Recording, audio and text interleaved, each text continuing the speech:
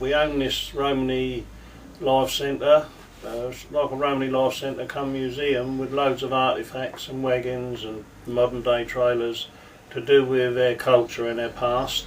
I'm Henry Stanford, born and bred into the Romany gypsy life. My name's Paula Stanford. I'm a non-gypsy who married in.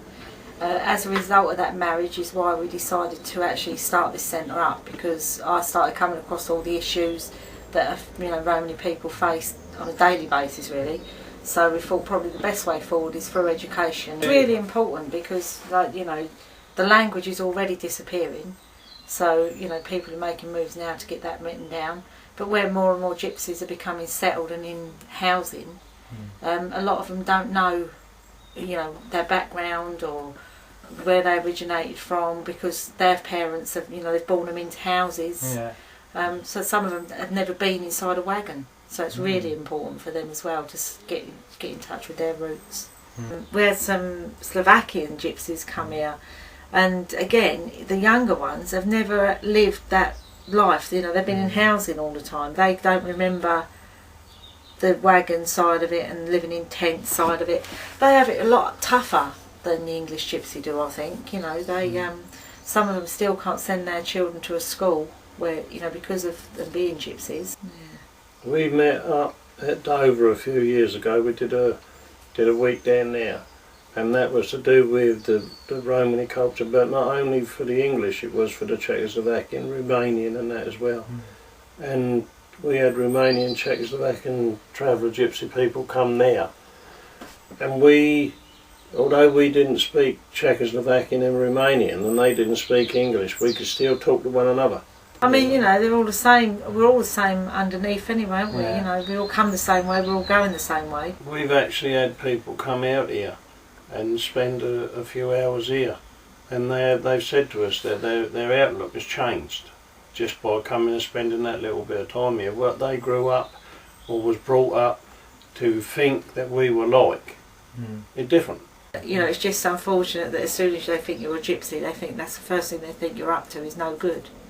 People don't realise, even when you go back through and look back through, there's even been gypsy men that have been in the police force. And there are some now that are in the police force. I know we got a little bit of a stigma about police, which we've grown up with. A lot of it was because years ago you'd be travelling about with horse and wagon, or even with these trailers, and you'd be pulled somewhere where you shouldn't. And we've got films and we've got books of it happening, where they would come along and the police and the bailiffs, the farmers might want you gone, council might want you gone, and that, all this stuff what's up in here, they wouldn't even give you time to pack this down.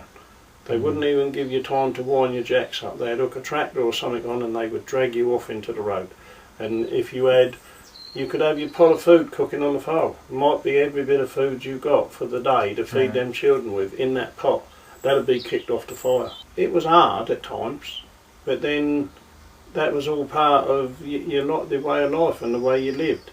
And nowadays I've had people come in here and say, oh, this is lovely, that's lovely, and you're lucky to have all this, what you got. And I said, yeah, but I've got no freedom anymore. I can't just decide that I'm going to hook my trailer behind my lorry and I'm going to hit the road and I might end up in North Yorkshire by the end of the day. On balance, I think I prefer the old days and the old ways to where we were. It's like we used to be able to go out, we could stop with people, we could be travelling about what we call stopping places, that's in town where we'd pull in. We didn't have to lock our doors up.